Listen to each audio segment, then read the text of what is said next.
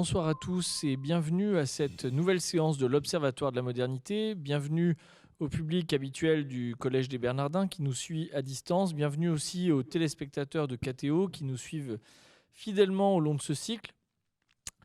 Et bienvenue à tous ceux qui, d'une manière ou d'une autre, en flânant sur Internet ou ailleurs, ont rencontré cette conférence et sont heureux ce soir, j'espère, de nous retrouver.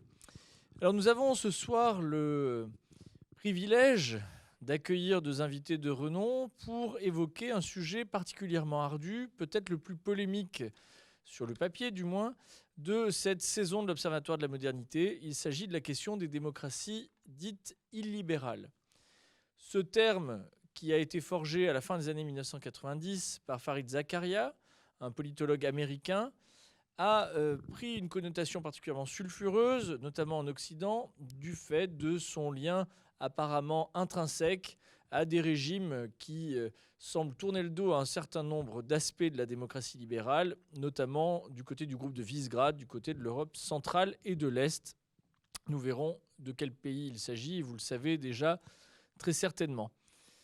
Pourquoi y a-t-il ici un sujet à controverse ? Parce qu'un lien qui semblait indissoluble entre la démocratie et un certain nombre de cadres reçus de la société libérale, qu'il s'agisse des libertés individuelles, de certaines libertés individuelles et ou bien encore des libertés publiques, ce cadre semble, aux yeux de certains commentateurs, rompu, ou sinon rompu, du moins distendu, dans certains pays de l'Europe centrale et de l'Est.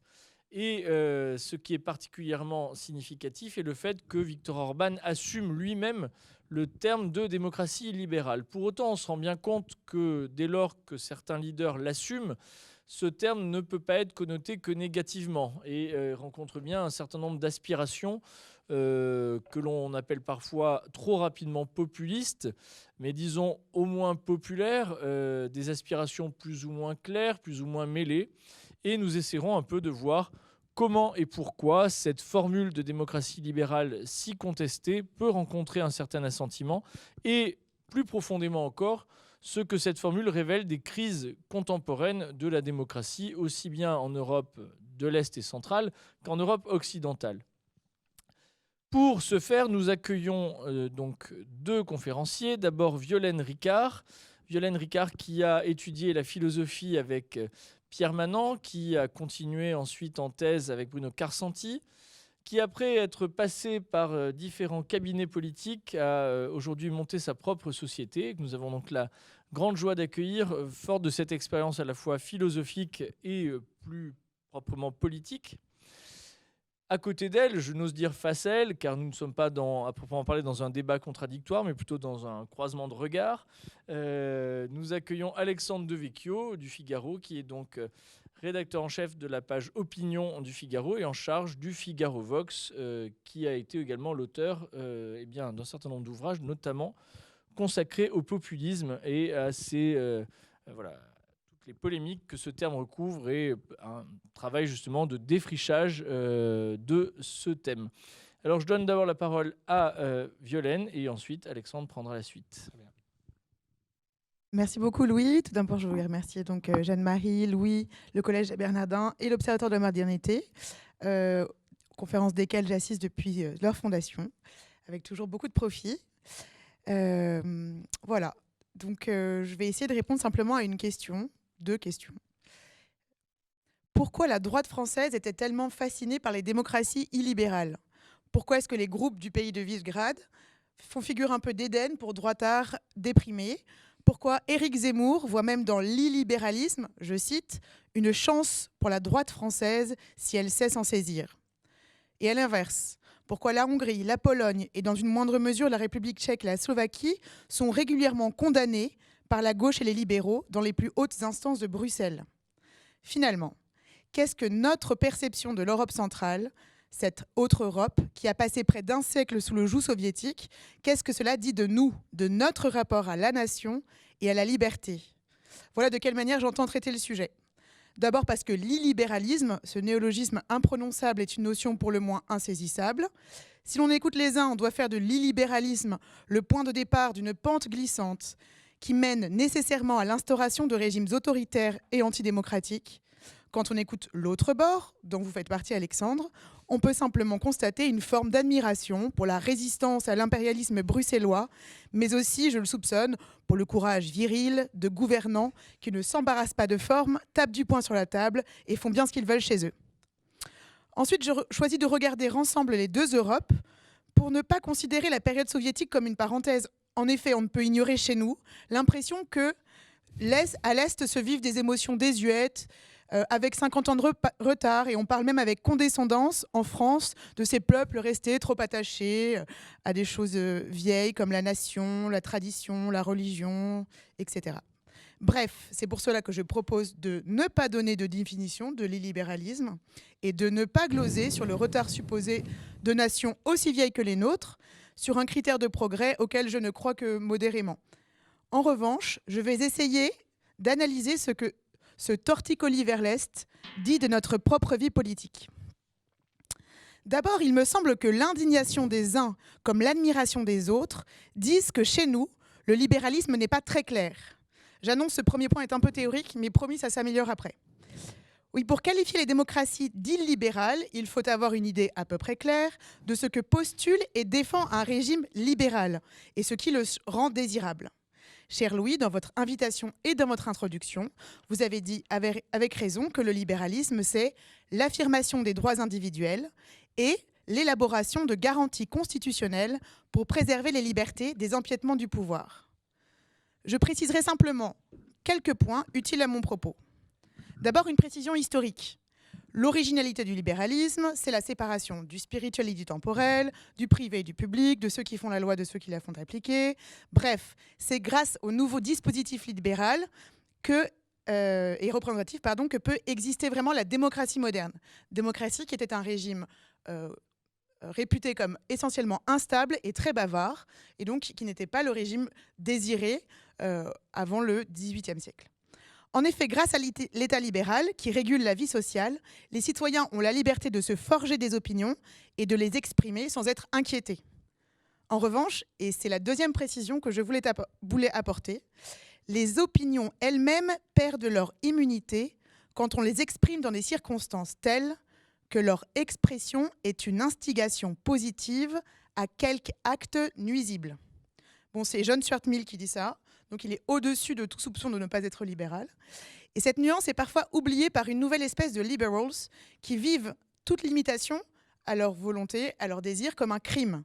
Alors que dès le début, le système libéral n'est pas celui du laisser-faire, mais bien celui de la pacification du corps social et de l'organisation du débat, des missions que peut seul être assumer un État plutôt fort, qui a les moyens d'éviter la guerre de tous contre tous.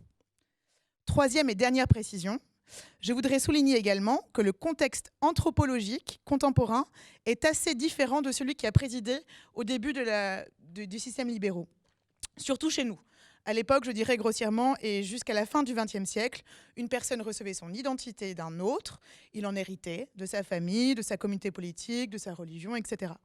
Tout cela est bien dépassé parce que depuis les années 70, en France, comme le disent des sociologues à la mode comme François de Singly, on peut enseigner, je cite, « Les dimensions personnelles ne peuvent jamais, par principe, être héritées ». Bon, je serai intéressable sur ce genre de propos, évidemment, mais je veux simplement insister sur l'impatience presque insoutenable, aujourd'hui, des sociétaires auxquels on explique qu'il n'existe aucune limite qui ne puisse être repoussée. Pas même celle de la nature. Tout ce qui définit, c'est-à-dire tout ce qui dessine des contours, des frontières, est à rejeter. Et l'individu ne peut donc pas recevoir passivement ni un nom, ni un sexe, ni une croyance, et ni a fortiori une identité nationale. Il doit pouvoir tout choisir. Je force à peine le trait de l'idée d'homme, c'est-à-dire de l'anthropologie, qui imprègne nos sociétés. Mais si je résume ce préambule, ce n'est pas parce qu'on vit dans un régime libéral qu'on est censé pouvoir faire et dire toujours ce que l'on veut. Et d'autre part, l'homme contemporain supporte de moins en moins tout ce qui entrave sa liberté, une liberté absolue, parce qu'on lui susurre depuis sa naissance que « limit is the sky », rien n'est impossible, etc. Plus sérieusement, sans adhérer en conscience à ces vues, vous accepterez les limites imposées par l'État, garant des libertés et de la paix civile, à seulement deux conditions. Si la démocratie fonctionne bien, que vous êtes bien représenté et bien gouverné, C'est-à-dire que vos représentants s'attellent à rendre la communauté politique prospère et vivante, créant les conditions du développement, tout en préservant ce qui fait son essence, sans laisser une majorité opprimer les minorités. Bon, c'est une définition un peu succincte du bon gouvernement, un peu de mon cru, mais ça, vous voyez l'idée. La deuxième, vous dépasserez également vos frustrations d'individus émancipés si vous êtes convaincu d'agir pour un bien supérieur, disons la liberté ou l'humanité. Vous accepterez alors de vous taire ou même de laisser fermer vos églises, puisque c'est pour un plus grand bien, voire pour préserver l'humanité même, toute ressemblance avec des situations récentes étant purement fortuite. Dans les deux cas, ce sont deux horizons très différents, la démocratie libérale. Meilleur régime dans un premier cas, cause de la liberté ou de l'humanité dans le deuxième. En revanche, la démocratie libérale et représentative semble avoir une autre fragilité que Hubert de Loewenstein, un juriste allemand immigré aux États-Unis en 1938, exprime en ces termes, je cite. Oui, il est relativement inconnu, mais très étudié dans les facs de droit, notamment allemandes. La question cruciale est la suivante. La démocratie, en s'obstinant dans des conceptions périmées de libéralisme aveugle, sera-t-elle condamnée à mort? Ou bien, la démocratie libérale peut-elle devenir, ou deviendra-t-elle militante, pour se défendre contre des ennemis infiniment plus rusés qu'elle, qui méprisent la loi et qui sont passés maîtres dans l'art de la propagande? Évidemment, cette question est infiniment grave en 1938 et s'appuie sur une croyance relativement répandue outre-Rhin, encore aujourd'hui, à savoir que les nazis ont pu s'emparer du pouvoir démocratiquement, légalement, profitant de la tolérance libérale. Donc c'est aussi une opinion répandue dans l'école de Francfort. Herbert Marcuse, par exemple, puisqu'on le connaît mieux ici, dit « Si la tolérance libérale avait été suspendue lorsque les futurs leaders commençaient leur campagne, l'humanité aurait eu la chance d'éviter Auschwitz et une guerre mondiale. » Bon, une autre manière de dire, pas de liberté pour les ennemis de la liberté. Donc pour complexifier encore notre rapport aux démocraties d'Europe centrale, puisque c'est bien toujours de cela qu'il s'agit, nous avons en héritage des conceptions historiquement marquées de ce que doit être une bonne démocratie libérale. Pour le dire un peu grossièrement, depuis l'Allemagne, l'Union européenne, il faut une démocratie très surveillée, très encadrée par des processus au-dessus des lois pour éviter l'avènement d'un nouvel Hitler. Il faut une démocratie militante qui ne s'embarrasse pas trop des libertés quand la démocratie elle-même est menacée et en même temps un État pas trop fort qui ne puisse pas devenir totalitaire s'il tombait dans les mauvaises mains. Quant aux libéraux de chez nous, alors je pense à Gaspard Koenig, mais il y en a plein d'autres, nos héritiers de 68 aussi, ils ont la même tendance à interpréter le libéralisme comme une manière de se passer du gouvernement au profit de règles du jeu ou de processus.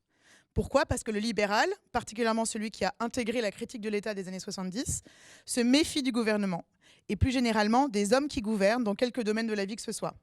Religieux, politique, social, familial. Bref, au nom de la liberté et à cause de la faiblesse supposée de la démocratie, qui ne peut se défendre elle-même, le libéralisme politique et économique est aujourd'hui synonyme de laisser faire avec quelques règles du jeu pour ne pas trop ennuyer son voisin. Donc en fait, remplacer le gouvernement des hommes par celui des marchés, des flux, des échanges, du progrès, de l'ouverture, etc. Dans ce cadre, tout ce qui n'est pas mouvement, progrès, ouverture est suspect. Un seul point de vue sur le monde est acceptable, celui de l'humanité. L'humanité émancipée, compatissante, libérée des nations, délivrée des frontières. Pour éviter de me lancer dans une litanie des conséquences d'une telle posture, simplement je parlerai du dernier homme. Qui voudrait encore gouverner? Qui voudrait obéir encore? Ce sont deux choses trop pénibles. Point de berger, un seul troupeau, chacun veut la même chose, tous sont égaux. Nous avons inventé le bonheur, disent les derniers hommes, et ils clignent de l'œil. Bon, devant la tournure actuelle du libéralisme occidental, dont je n'ai analysé seulement qu'une petite partie à partir de, disons, l'impatience des limites, les nations d'Europe centrale préfèrent se dire illibérales. En effet, dès 2014, comme vous le disiez, Louis, Viktor Orban reprend à son compte l'anathème, préférant être illibéral que de trahir le peuple qu'il a porté au pouvoir. Soit dit en passant, Viktor Orban est un des présidents les mieux élus de l'Union européenne. On ne peut pas donc décemment l'accuser d'avoir confisqué le pouvoir. Ce qu'il a voulu dire à l'Union européenne, alors qu'il venait de refuser avec le groupe de Visegrad les quotas de migrants qu'il devrait accueillir, c'est un peu ça. Ô vieille nation de l'Ouest, votre libéralisme ne nous fait pas rêver. Des sociétés sans principe de cohésion, hormis des règles du jeu, un État trop faible pour faire respecter ses frontières, le pouvoir immense des banques, des gouvernements qui prennent leurs ordres à Bruxelles et surtout une course au progrès de la liberté sans autre horizon que l'extension infinie des droits individuels. Gardez votre libéralisme, nous préférons autre chose. Pour comprendre la résistance de ces régimes à un modèle qui s'impose chez nous, Je reprends les mots très éclairants de Marx Erwan Gastineau dans son nouveau procès de l'Est. Il dit « Est et Ouest ne sont pas héritiers du même XXe siècle. L'Europe de l'Ouest est hantée par le souvenir de la Seconde Guerre mondiale, l'Europe de l'Est par celui de la guerre froide. L'Europe de l'Ouest par la crainte du retour du nationalisme, l'Europe de l'Est par celui de l'impérialisme. Oui, il y a moins de 40 ans, ces pays vivaient sous le joug des grandes œuvres humanistes pour le bonheur des peuples, qui se sont finis au goulag, pour ceux qui n'étaient pas d'accord, ou dans le sang, comme à Budapest en 1956. Ils ont été hantés par la peur de disparaître corps et biens, dissous, digérés par le totalitarisme soviétique. Il y a moins de 40 ans, ces pays ont rêvé de liberté pour leur nation, toujours menacée d'extinction depuis leur fondation, il y a déjà bien 1000 ans. Et les leaders de l'Ouest, que l'Ouest met aujourd'hui au banc des accusés, ont connu cette époque et pour certains, ont risqué leur vie comme dissidents dans l'URSS. Donc depuis 40 ans, les pays d'Europe centrale privés de souveraineté pendant si longtemps ne cherchent pas comme chez nous à transformer la société, à faire évoluer la nation, mais ils se sont promis d'épouser la nation dans un État qui est moins le gardien d'un contrat social très abstrait, entre des sociétaires égaux, etc., mais plutôt la condition d'existence d'un peuple libre, fier de ses traditions et de son histoire. Depuis 40 ans, enfin, comme l'analyse l'historien polonais Michel Masłowski, l'Europe centrale répond à l'Europe occidentale avec la même arrogance, inversée, persuadée que c'est l'Occident qui est en train de mourir, détruisant et déconstruisant son héritage judéo-chrétien. Parce que pendant toute l'occupation soviétique, les peuples d'Europe centrale ont survécu en récitant leurs poèmes, pratiquant leur religion malgré les interdits, en célébrant leurs héros.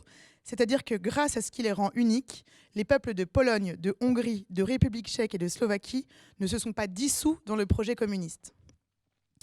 On imagine donc leur tête devant les accusations proférées par les porte-paroles de l'Alliance de la démocratie militante, qui s'accommodent de l'ingérence dès qu'elles suspectent de la propagande, une pente glissante vers l'autoritarisme.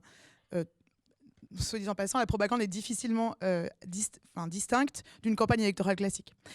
Donc l'alliance de la démocratie militante avec les libéraux européens qui, au nom de l'humanité et des avancées de la liberté, fustigent la préférence nationale et l'attachement suspect des peuples à leur histoire, leurs héros ou leurs traditions. J'en arrive donc à la conclusion. Politiquement, le procès de l'illibéralisme par l'Ouest est pour nous un fond de l'œil idéologique. Pour la gauche, il acte l'effacement de nos nations dans de grands tout, un peu vagues, qu'on appelle construction européenne, ou plus franchement, humanité. Ce n'est d'ailleurs pas un hasard si le procès en illibéralisme a commencé précisément quand le groupe de Visegrad a refusé les quotas de migrants. Non, non, non, aujourd'hui on ne peut qu'ouvrir grand les bras à toute la misère du monde sous peine d'être xénophobe. Pour la droite, la défense de l'illibéralisme dit une nostalgie, celle d'un temps où la fierté d'une nation se trouvait dans ce qui reliait les citoyens entre eux, une histoire, une culture, des fins communes, mais aussi d'un temps où le gouvernement pouvait gouverner et le Parlement légiférer. Bah oui, la France aujourd'hui est de plus en plus libérale, c'est-à-dire aimantée par l'extension infinie des droits et des libertés individuelles, et elle est également de moins en moins démocratique. Certes, nous avons des élections, mais pour faire la loi, le législateur est soumis d'abord à la primauté du droit européen sur le droit national pour tout ce qui est les directives. Mais il faut compter aussi avec la CNIL, qui interdit à la police d'utiliser des drones pour surveiller des hommes de non-droit, aussi avec le CSA, l'autorité de la concurrence, la défenseur des droits. Bref, en France, depuis les années 70, les autorités indépendantes dirigées par des magistrats ou des personnes non élues se sont multipliées pour encadrer la puissance publique, limiter le gouvernement et surveiller de près les élus. Il y en avait 40 jusqu'en 2017, il y en a 26 aujourd'hui, ça reste quand même pas mal. Avec comme résultat d'affaiblir la puissance publique, Parlement et gouvernement, pour s'offusquer ensuite de son impuissance visible. Je dirais même en ce moment particulièrement visible. Je vous propose donc 2 efforts, pas de carême, mais comme on est ici, je peux en parler, pour quitter des postures pleines de mots. Que ce soit celle de l'indignation de ceux qui fustigent les atteintes à l'état de droit. D'ailleurs, aujourd'hui même, Mireille Delmas-Marty expliquait dans Le Monde que la France semblait elle-même renoncer à de nombreux aspects de l'état de droit au profit de l'urgence sanitaire. Est-ce que Bruxelles nous a attaqués pour cela? Non. Et puis, l'état de droit dans un rapport de l'Assemblée nationale reçoit une définition substantielle, je cite. C'est l'idée est que la distribution des pouvoirs vise à ouvrir l'espace le plus grand possible aux libertés individuelles, plutôt qu'un État légal où seul le principe de l'égalité est assuré. Le développement naturel de l'état de droit conduit plutôt à lier le législateur lui-même à un principe de respect du droit individuel qui doivent s'imposer à lui d'une façon absolue. Je répète, le législateur doit obéir à un principe de respect du droit individuel qui doit s'imposer à lui d'une façon absolue. Vous trouverez ce rapport vraiment sur le site de l'Assemblée nationale. Vous tapez simplement illibéralisme ou condamnation Hongrie. Et il y a un rapport très intéressant là-dessus. Mais donc on constate juste là. Je propose simplement à ces personnes qui pensent que l'état de droit, c'est effectivement la pente naturelle de la démocratie libérale aujourd'hui en France et que surtout, c'est en fait le déplacement de la souveraineté nationale sur en fait, la prééminence absolue de l'individu. Je leur propose d'assumer leur pensée, celle que nous sommes dans un moment post-national et que seul compte pour eux la reconnaissance de toutes les aspirations individuelles. Que l'État-providence doive aider l'individu à vivre ses rêves, à compenser les inégalités ou que ce soit le rôle du marché. Il y a des libéraux de tous les bords. Aux autres, aux gens de droite, je propose de se défaire de la complaisance systématique dont ils témoignent envers des gouvernements qui s'engagent parfois dans des voies franchement autoritaires ou pratiquent, disons officiellement, une justice à deux vitesses. On a le droit de reconnaître que certaines choses sont problématiques sans pour autant faire preuve d'ingérence. Et on a le devoir, intellectuellement, de ne pas prendre des vessies pour des lanternes ou des emprisonnements politiques pour de villes peccadilles.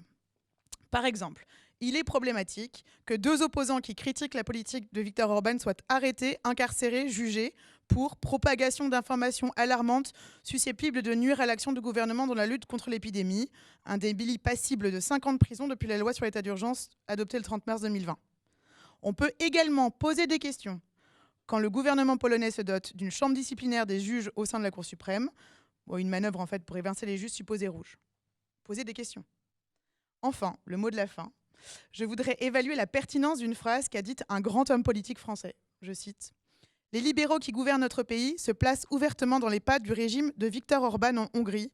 En France, les libertés publiques sont en cause. » Ces mots sont donc de Jean-Luc Mélenchon, il y a quelques jours, sur son blog L'Air du Peuple. Je pense clairement que nous n'y sommes pas, historiquement, structurellement. Mais nous sommes plutôt, comme dirait Pierre Manant, dans le cas suivant, je cite, « celui d'un État dont l'impuissance, chaque jour plus visible à faire face aux problèmes du pays, est compensée par un autoritarisme croissant. » Et plus loin, il dit « on ne sortirait pas aisément d'une situation qui permettrait à l'exécutif de retrouver le bonheur oublié d'être enfin obéi. » Fin de citation. Donc, au miroir des démocraties illibérales, il nous faut reconnaître que les Français semblent avoir oublié le bonheur de se gouverner dans une vie démocratique vivante, une agora bruissante d'opinions contradictoires. Nous avons oublié le bonheur de vivre aussi en sécurité dans un pays prospère grâce à une longue tradition politique, religieuse et culturelle. En regardant vers l'Est, peut-être pourrons-nous retrouver la saveur d'être européens, héritiers d'une civilisation d'exception, d'un mode de vie que nous devons chérir et protéger. Voilà, à mon avis, ce que l'analyse de la démocratie illibérale peut nous dire aujourd'hui. Merci. Merci beaucoup, Violaine. Alors la parole est à celui qui a été accusé d'être d'un des deux camps, très nettement, très clairement. On va voir si il fait se dédire Violaine ou au contraire s'il confirme ses dires. Il s'agit d'Alexandre. Non, je pense que je vais la faire se dédire parce que je crois que je suis un authentique démocrate libéral, mais vous allez voir pourquoi. Tout d'abord, pour compléter ce qui a été dit, moi je voudrais élargir un peu la focale, puisqu'on parle de démocratie libérale essentiellement pour les gouvernements d'Europe centrale. En réalité, je crois que la question de la démocratie illibérale rejoint très largement la question de ce qu'on appelle le populisme. C'est une question qui se pose en réalité dans toutes les démocraties occidentales, qu'elles soient à l'Est ou à l'Ouest. Et d'ailleurs, Viktor Orban est d'accord avec moi, puisque le soir de l'élection de Trump en 2016, il avait prononcé cette phrase : « Avec le Brexit, on frappait à la porte. Avec l'élection de Trump, on franchit le seuil. La non-démocratie, c'est terminé. Je me sens libéré de la pression du politiquement correct et de l'Union européenne. Nous allons refaçonner l'Europe. » Je crois qu'effectivement, la démocratie est en crise dans tous les grands pays européens, mais aussi occidentaux, aussi on considère les États-Unis. C'est une crise qui, à mon avis, vient de loin, vient de la chute du mur de Berlin et de l'illusion de la fin de l'histoire. Il y a eu cette idée qui s'est développée chez les élites depuis cette date-là, finalement qu'effectivement le libéralisme, de la manière dont ils l'entendaient, allait être au pouvoir. En gros, la technocratie, le marché et le droit allaient suffire pour gouverner des sociétés finalement qui auraient oublié les passions, et on allait vers l'horizon d'une mondialisation heureuse et d'un multiculturalisme heureux, grâce également au progrès des nouvelles technologies. Alors aujourd'hui, on diabolise Twitter et Facebook, parfois à raison d'ailleurs, mais à l'époque, on pensait que c'est ce qui allait permettre de réunir tous les hommes. En réalité, ce scénario idyllique de la fin de l'histoire, c'est pas passé comme prévu.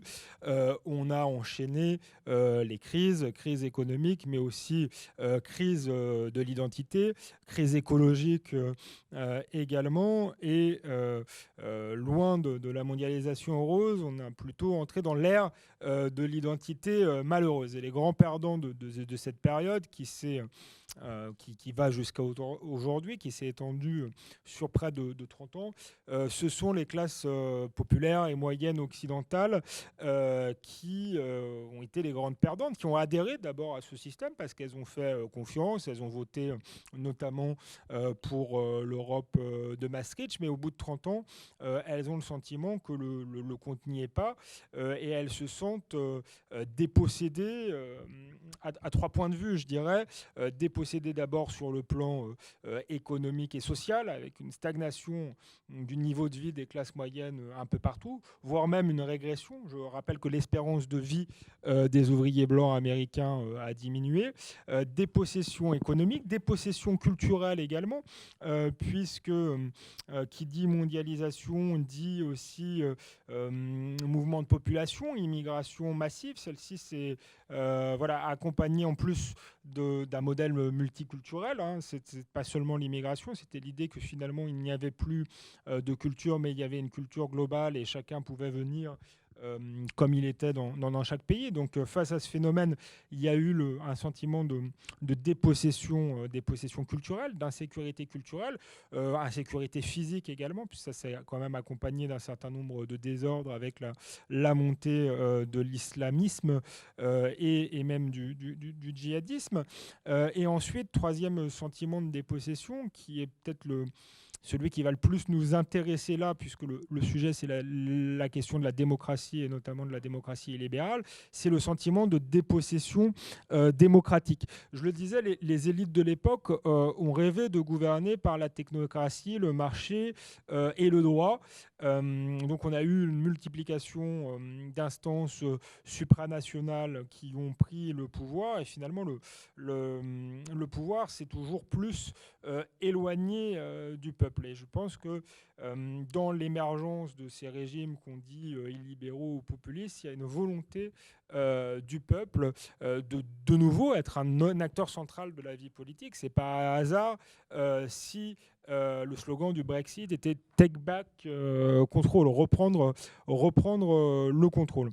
Et je dirais que la grande force des populistes, il ne s'agit pas d'être pour ou contre, mais c'est d'avoir compris ce triple sentiment de dépossession et d'avoir essayé d'y répondre. Je ne sais pas si leurs réponses sont bonnes ou mauvaises, mais en tout cas, elles ont identifié cette souffrance chez les classes moyennes et populaires occidentales, et elles tentent finalement de s'adresser au peuple, je dirais, dans ces 3 dimensions. Souvent, le reproche qu'on fait aux populistes, c'est de dire qu'il n'y a pas de peuple, justement. Chez les libéraux, il n'y a plus qu'une société d'individus atomisés, et souvent ils disent aux populistes, vous prétendez vous adresser au peuple, mais quel peuple? En réalité, je dirais qu'il y a 3 définitions possibles du peuple, et la force, encore une fois, des populistes est de s'adresser à ces 3 définitions. La première définition, c'est le peuple comme démos, comme communauté civique. Et là, j'en reviens à la question de la démocratie.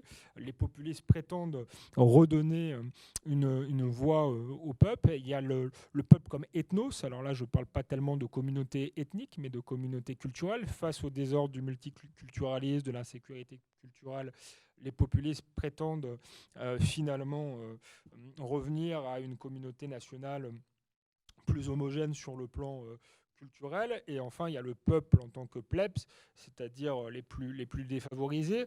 Et là, pour le coup, il s'adresse plus particulièrement, je disais, aux classes populaires et moyennes. Donc voilà, je crois que Viktor Orban est l'un des acteurs de ce mouvement-là. Le populisme, finalement, ce sont dans les démocraties les peuples qui désignent des leaders qui sont prêts à affronter les questions que j'ai abordées tout à l'heure. Alors maintenant, pour en revenir à la question de la démocratie libérale, je crois que c'est plus particulièrement la question du peuple comme démos et plus particulièrement la question de la dépossession démocratique. Je crois que quand Viktor Orban parle de démocratie libérale, il entend répondre justement à ce sentiment de dépossession démocratique. Et je pense que ce sentiment de dépossession vient d'une dérive de nos démocraties libérales. Je disais tout à l'heure, je suis un authentique démocrate libéral parce que je crois que la démocratie, c'est justement un subtil équilibre entre volonté générale et liberté individuelle. Mais que depuis 4 décennies, cet équilibre tend à se rompre au profit d'un individualisme radical et d'un minoritarisme. L'explosion du cadre national sous les coups conjugués de la disparition des frontières, de l'interdépendance des marchés et de la multiplication d'autorités, je le disais, supranationales non élues, accentue cette dérive. Et Viktor Orban va peut-être trop loin. Effectivement, on a parlé tout à l'heure des dérives sur le plan de la justice, mais je crois aussi qu'il tente de rétablir un équilibre, puisque dans la version de la démocratie qui tendait à s'imposer dans les démocraties occidentales depuis une trentaine d'années, voire plus, ce qu'on a pu observer finalement, c'est que la dimension de droits individuels étaient respectés. Ils avaient même plutôt tendance à s'étendre. Et c'est tant mieux. Alors moi, je ne suis pas pour l'extension à l'infini des droits individuels, mais qu'on respecte les libertés, les droits naturels, ça me paraît plutôt sain dans une démocratie. L'ennui, c'est que ça s'est fait au détriment de la souveraineté populaire. Yachamon, qui est plutôt un adversaire des populistes et qui a écrit un livre qui s'appelle « Le peuple contre la démocratie », reconnaissait lui-même que nous vivons dans un système qui garantit les libertés individuelles et l'état de droit, mais dans lequel beaucoup de citoyens ont de plus en plus le sentiment que leur voix ne compte plus à cause des institutions financières et du rôle de l'argent, mais aussi des institutions technocratiques et juridiques. En Europe, cela prend la forme de l'Union européenne, mais cela existe aussi dans des démocraties comme les États-Unis avec la Cour suprême. Donc Yachamouk reconnaît lui-même qu'il aurait pu aussi bien appeler son livre « La démocratie sans le peuple ». Donc d'un côté, il y a peut-être une démocratie illibérale, mais de l'autre côté, il y a un libéralisme non démocratique, ou même ce que le théoricien britannique Colin Crouch appelait la post-démocratie.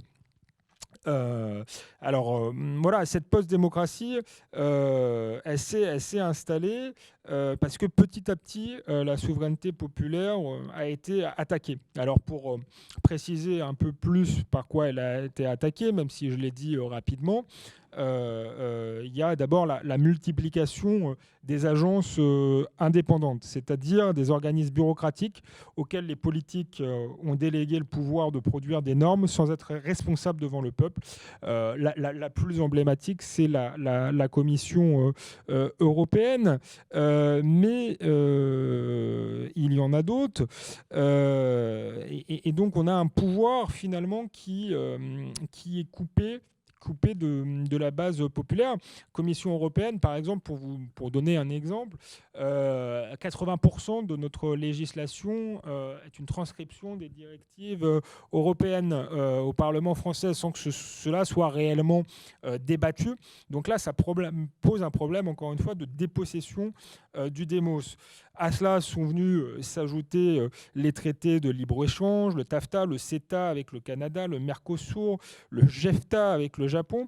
Et ces derniers comportent un certain nombre de clauses extrêmement complexes qui limitent considérablement la marge de manœuvre des gouvernements démocratiquement élus en matière de politique commerciale, par exemple. Ça fait partie des dérives qu'on a pu observer. La plus grande dérive, c'est peut-être la question du droit, avec un certain nombre de cours qui sont devenus, qui font de la législation, je dirais, plutôt que d'appliquer la loi. On peut citer le Conseil constitutionnel, le Conseil d'État, la Cour de cassation, la Cour européenne des droits de l'homme, la Cour de justice de l'Union européenne.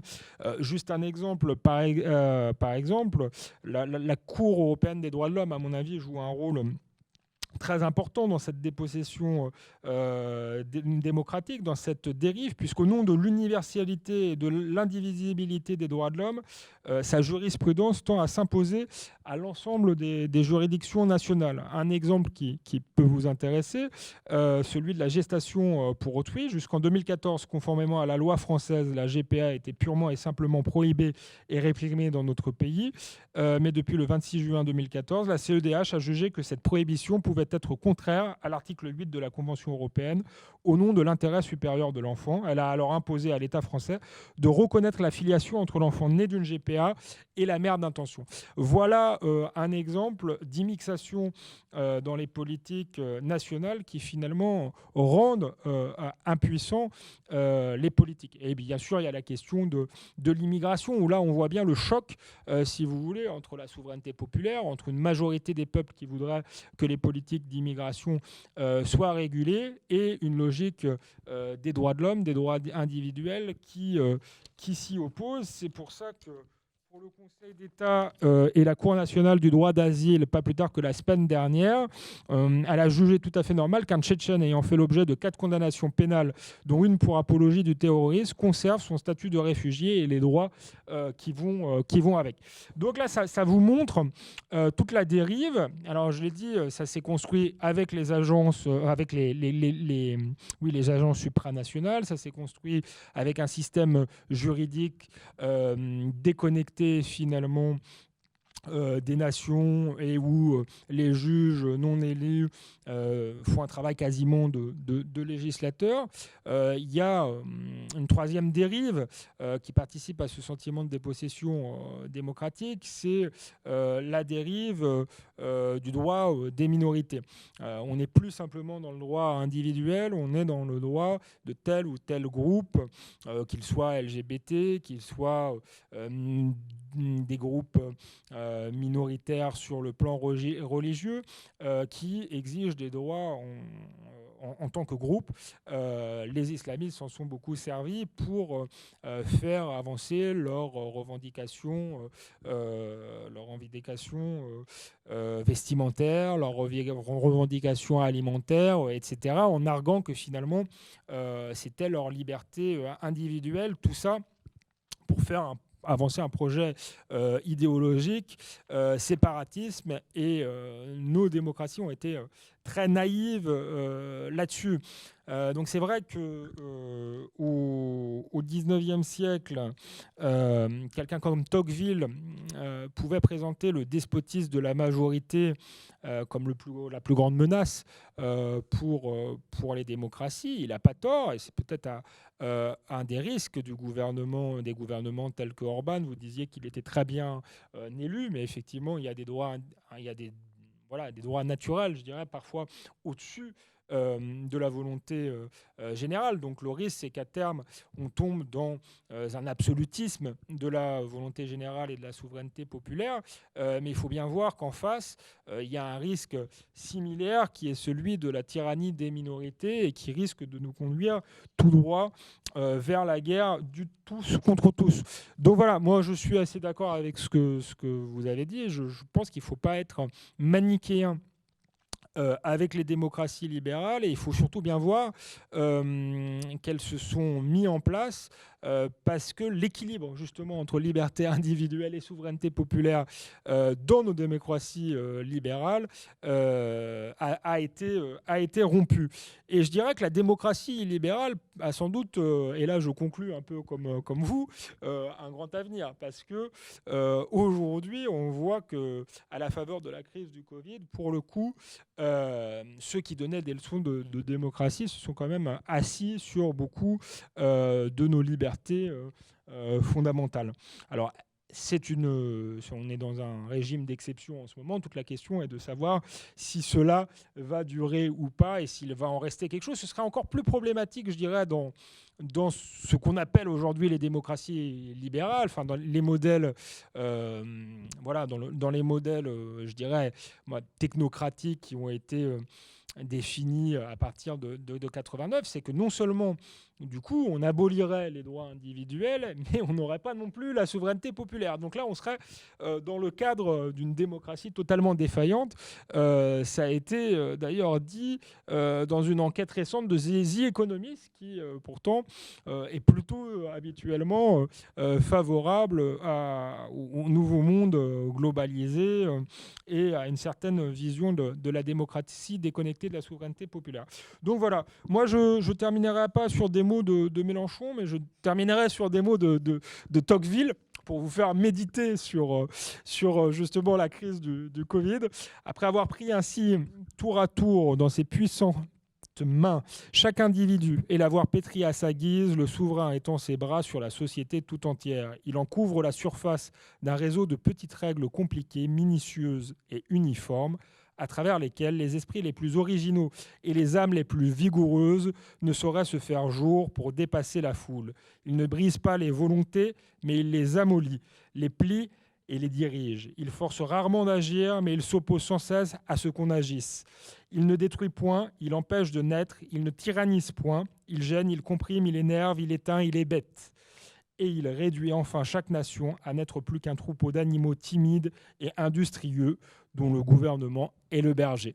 Voilà, je vous laisse là-dessus. Merci beaucoup, merci pour ces 2 invitations à la méditation à partir d'auteurs effectivement très divers.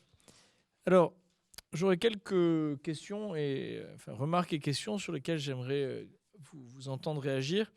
Alors, d'abord, je vous remercie pour ces 2 exposés qui étaient à la fois riches, pas exhaustifs, mais en tout cas très, très complets et qui ne dissimulaient pas aussi une forme d'engagement d'une manière ou d'une autre. Et l'objectif de l'Observatoire de la modernité n'est pas toujours d'avoir des exposés de type universitaire, mais aussi de pouvoir avoir des propos parfois plus situés, pour parler comme certains.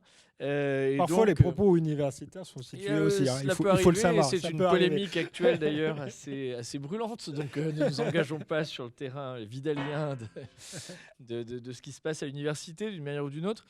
Et on peut dire finalement que de part et d'autre, on a assisté à une forme de consensus souverainiste et conservateur tempéré. Tempéré par un attachement modérément moderne. Voilà, exactement, tempéré par un certain nombre d'attachements aux libertés publiques et un certain nombre d'attachements aussi aux libertés individuelles. Et la chose est certainement fort bonne. Toutefois, une première question qui m'est apparue en vous écoutant et tout en étant comme vous attaché à ne pas tomber dans une analyse manichéenne de la situation actuelle, et justement le fait que ces régimes, par leur dérive autoritaire, parce que je crois qu'en fait ce mot qu'on oublie souvent est peut-être plus efficace qu'illibéral, d'accepter que des régimes peuvent avoir des dérives autoritaires, et d'ailleurs qu'ils soient de droite, de gauche ou de centre. Voilà. Il naît de technocratie elle-même qui naît une potentialité non pas totalitaire, mais autoritaire. Mais avec cette dérive autoritaire que vous avez mentionnée, à l'égard notamment de l'indépendance d'un certain nombre de juges, à l'égard aussi de certaines minorités, car si nous pouvons assister ici ou là à la tyrannie des minorités, on peut aussi songer comment, par exemple, chez Orban, la minorité rome a servi assez largement de bouc émissaire à plusieurs moments. On se souvient de camps de travail qui, évidemment, d'une certaine manière, revenait à la fois sur les droits individuels et puis sur les droits d'une minorité particulière, une minorité en plus qui a une histoire dans cette région d'Europe. Et donc, ce que je veux dire par là, c'est que à travers ces dérives, des idées fortes et qui ont toute leur noblesse, comme celle de nation, celle d'ailleurs même d'autorité, de tradition religieuse notamment, comment en fait ces régimes ont réussi non seulement à devenir un fond de l'œil, et l'image était assez éclairante, mais à devenir un repoussoir pour toute voix souverainiste et conservatrice modérée sous nos latitudes. Pourquoi ? Parce qu'on renvoie systématiquement, lorsqu'une option qu'on peut qualifier d'illibérale est exprimée dans le débat politique occidental, au repoussoir des dérives autoritaires du groupe de Visegrad, pour faire simple. Alors, ça n'est pas forcément toujours fait avec bonne foi, mais en politique, il n'échappe à personne que la bonne foi n'est pas la norme. Ça n'est pas forcément d'ailleurs le cœur du propos, mais malgré tout, on a l'impression que l'on retombe dans finalement une sorte d'histoire noire de ce qu'on peut appeler les droites, c'est-à-dire que lorsqu'elles sont au pouvoir, dans un certain nombre de cas de figure, sans contre-pouvoir et en essayant justement de réaffirmer un pouvoir fort, eh bien, elles pêchent toujours de la même manière par des dérives autoritaires qui s'en prennent toujours aux mêmes. Et je pense aussi aux droits individuels. Lorsqu'on voit par exemple en Pologne une loi qui, sur le plan philosophique, peut satisfaire d'accentuation de la répression vis-à-vis de l'avortement, sur le plan philosophique du droit à la vie, elle peut tout à fait satisfaire, et a fortiori un catholique. Pour autant, face à l'état de la société polonaise qui a aussi connu sa sécularisation, qui connaît aussi un certain nombre de situations complexes, cette loi passe pour une limitation des libertés individuelles. Eh bien, dans ce cas de figure, d'un côté, dans ce qu'on a dit sur les attaques à l'égard de l'indépendance de la justice, dans ce qu'on a dit sur les attaques à l'égard des Roms et autres, on a l'impression que la vieille droite, lorsqu'on la laisse au pouvoir, eh bien, dérive toujours de la même manière. Et je voudrais vous entendre un peu là-dessus, parce que c'est quand même au fond ce que symbolise chez beaucoup de contemporains, parfois à tort, parfois à raison, ces démocraties dites illibérales. Merci beaucoup pour votre question. C'est précisément ce que j'avais essayé de questionner, la manière dont les droites françaises regardent ces pays de Visegrad, soit avec envie, en disant bah voilà, ils sont virils, ils osent faire des choses, ils s'embarrassent pas des procédures, ils s'embarrassent pas des vétos bruxellois, etc. Mais d'autre part, effectivement, c'était ma conclusion. Alors, ces dérives, je dirais qu'elles ne sont pas essentiellement autoritaires. Par exemple, on ne peut pas parler de technocratie autoritaire. Une technocratie qui devient omnipotente, c'est un totalitarisme. Hein. Il faut dire les gros mots d'un coup. En revanche, pour revenir à ces pays-là, il faut savoir qu'une fois élus, ces partis ont l'impression qu'ils satisfont leurs électeurs, puisque, par exemple, ça fait 9 ans que le parti de Viktor Orban est au pouvoir. Or, en 9 ans, n'importe quel parti, qu'il soit de gauche ou de droite, peut commencer à, disons, prendre certaines libertés avec le droit, peuvent essayer de faire des réformes de plus en plus, disons, poussées. Donc, je ne pense pas que ce soit une malédiction de la droite. Hein. On dirait, vous parlez de la vieille droite. Les vieilles droites au pouvoir finissent par faire des choses un peu autoritaires. Non, je pense que c'est pas vraiment ça le problème. Le problème, c'est que tout parti bien organisé, et d'ailleurs relativement jeune, parce que la moyenne d'âge est vraiment très jeune, tout parti, et en plus qui sort, encore une fois, le traumatisme de l'Union soviétique fait que c'est des nations qui ont tellement conscience de leur vulnérabilité, de leur fragilité, du fait qu'elles auraient pu disparaître 1 million de fois dans l'histoire. Et donc, bref, pour venir à ça, n'importe quel parti suite en plus à ces traumatismes, qui reste 9 ans au pouvoir, commence à tester des choses qui sont effectivement pendables. Et c'est à ce moment-là que les droites ont le droit de dire ici, sans faire preuve d'ingérence, je me pose des questions sur le bien fondé d'arrêter des gens parce qu'ils ont émis des doutes sur la gestion de la crise sanitaire en Hongrie. Voilà, on a le droit de dire ça. Pour abonder dans ce qui vient d'être dit, moi je suis pas du tout sûr que ce soit propre à la vieille droite. D'ailleurs, je suis pas sûr. Non, mais les dérives autoritaires soient propres à la vieille droite. D'ailleurs, je suis pas sûr que le groupe de Visegrad ou Viktor Orban s'inscrivent réellement dans la vieille droite. Je vais vous expliquer pourquoi. Ça va être intéressant. Mais il y a bien un centrisme autoritaire aujourd'hui en France. On l'a vu par exemple avec les Gilets jaunes, qui n'étaient pas spécialement l'ami des libertés individuelle, qui ne l'est pas spécialement pendant la crise du Covid. Il y a eu dans les pays d'Amérique latine beaucoup de régimes autoritaires qui venaient plutôt de la gauche.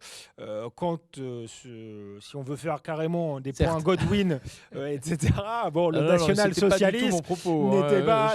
Tu précises, oui. Qui là, pour le coup, était totalitaire, ou le régime soviétique, ne venait pas spécialement de la droite. En plus, voilà, moi, je ne pense pas que Viktor Orban, ça permet de faire un point intéressant sur ce qu'est Viktor Orban, viennent spécialement de la vieille droite. Il faut rappeler son parcours. Déjà, c'est un héros de la libération. Il a lutté contre le joug soviétique et à cette époque-là, il se définissait comme un libéral. Il était même à la tête du parti qui était le plus libéral en Hongrie. Il a été, rappelons-le, vice-président de l'Internationale libérale.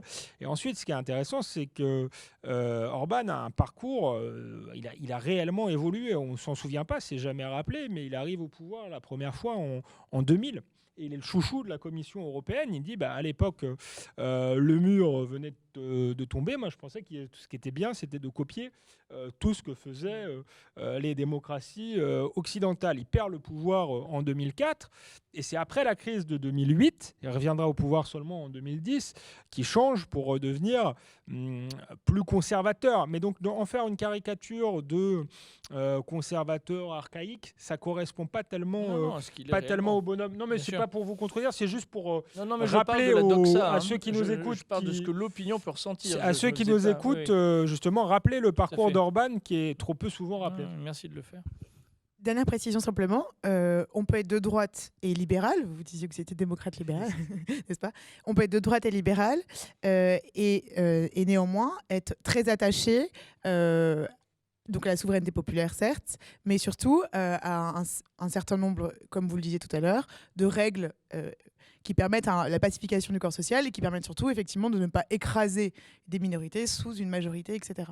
Ouais. Absolument.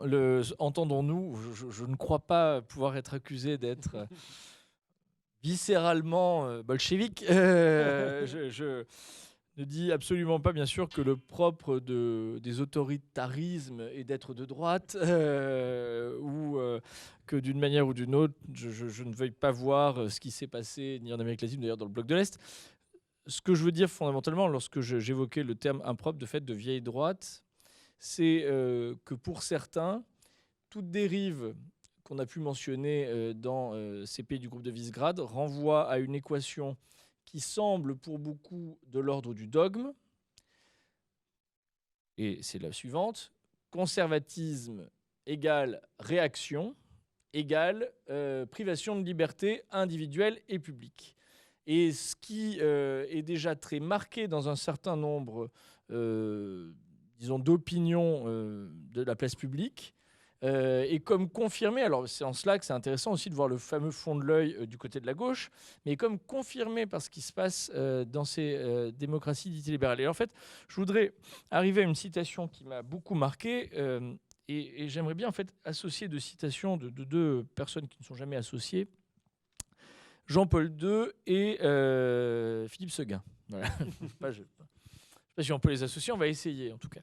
Ce que je veux dire par là, c'est que Jean-Paul II, après la chute du mur, avait vanté, alors je ne sais plus dans quel texte, un échange des dons entre l'Est et l'Ouest. Alors sur le coup, ça a pu apparaître comme une belle formule sans fond particulier. Et puis de plus en plus, on voit en fait, je trouve, que cette formule pouvait avoir de prophétique. C'est-à-dire qu'en fait, ce qu'il disait, c'était que lui, ayant grandi à l'Est, et n'ayant pas hésité à s'installer allé aux côtés de Solidarność dans les luttes contre le pouvoir communiste autoritaire en Pologne, voyez quand même ce que le sens de la nation avait encore de vivace dans l'Est qui avait résisté, ce que le sens du collectif avait d'encore vivace, de l'économie évidemment aussi plus distributive. Et voyez, ayant passé de nombreuses années à l'Ouest, pas seulement comme pape d'ailleurs, également à travers un certain nombre de voyages, voyez ce que la démocratie et ce que le libéralisme pouvait avoir au sens philosophique, pouvait avoir de fort, et ce que tout cela pouvait apporter à l'Est. Et pour lui, il y avait en Europe fondamentalement quelque chose de cet échange des dons à opérer pour que le projet européen soit vivace. Et justement, et c'est là qu'est convoqué Philippe Séguin, loin de se structurer sur cet échange des dons et en fait sur un véritable substrat philosophique, on a vu une Europe de plus en plus cantonnée à un rôle de gouvernance qui érigeait un nombre plus qu'un certain nombre de normes au-dessus et à côté effectivement des gouvernements démocratiquement élus. Et ce qui me semble aujourd'hui intéressant, c'est qu'on n'entend pas beaucoup à l'Ouest ce discours aussi. Alors on a à l'Ouest finalement, on voit se développer, à mon sens, on a vu apparaître des populismes à l'Ouest. Des populismes qui d'ailleurs ont mal un populisme en particulier qui a quand même mal fini, qui est l'aventure trumpiste, qui n'est pas finie d'ailleurs, mais qui dans son premier épisode se termine un peu mal, fait un peu penser à la fin du boulangisme d'une certaine manière, c'est-à-dire que ça monte très haut, c'est plein d'espérance et puis d'un coup ça sombre dans le grotesque, dangereux sur les franges, mais en tout cas grotesque assurément. Et ce qui me semble difficile aujourd'hui, c'est qu'on n'a pas, et je voudrais avoir juste votre regard là-dessus, eu une proposition de construction européenne qui repose sur cet échange des dons, qui entende un peu ce que l'Est a à nous apporter de ce côté-là, qui considère fermement que la question de l'hypertrophie des normes n'est pas la solution et qui réenracine en prenant aussi en compte une nouvelle crise que vous avez mentionnée, Alexandre, qui est la crise écologique. C'est-à-dire que finalement, on se retrouve pris dans une sorte de piège entre les populismes de l'Ouest, les démocraties libérales de l'Est, sans avoir une vraie proposition qu'on pourrait appeler, pour citer Loubet Delbaï, non conformiste, qui ne soit ni une réduction à un bord ou à un autre. Alors, il ne nous reste que 3 minutes, mais je serais intéressé d'avoir votre retour là-dessus. Vaste question. Je pense que j'ai fait un portrait tout à l'heure d'Orban qui était peut-être moins caricatural qu'on le dit. Je suis pas sûr que la différence soit si marquée que ça. Qu'Orban est certes un conservateur, a un comportement sans doute 1000 fois plus digne que Donald Trump, mais finalement Donald Trump a gouverné quand même avec les conservateurs. Il suffit de voir les juges qu'il a nommés. Je m'embourbe du coup. Je vais venir à votre secours. Mais je pense que en tout cas entre l'Europe de l'Est et de l'Ouest, il y a une différence historique. C'est que par exemple 68, la révolution à l'Ouest est une révolution individualiste et effectivement ça a été rappelé tout à l'heure, à l'Est c'est une révolution souverainiste en quelque sorte, puisque ce sont des pays qui ne sont pas souverains et qui ont une histoire très difficile, qui ont été envahis à de nombreuses reprises. Donc je pense que la rupture se situe là. Ils n'ont pas la même histoire et donc ils n'ont pas le même rapport à la politique que nous, tout à fait.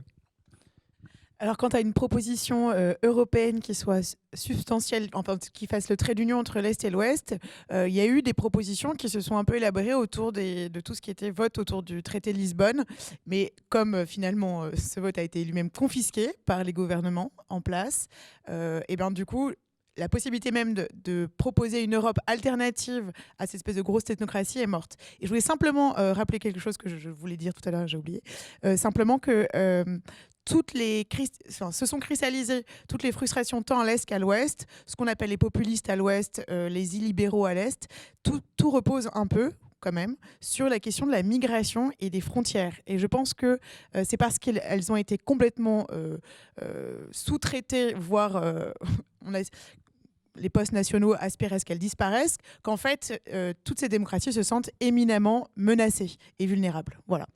Merci beaucoup, merci à tous les deux pour cette soirée stimulante et qui ouvre un certain nombre de débats, car on voit bien qu'ils ne sont pas clos et qu'ils ne sauraient être clos en 1 heure.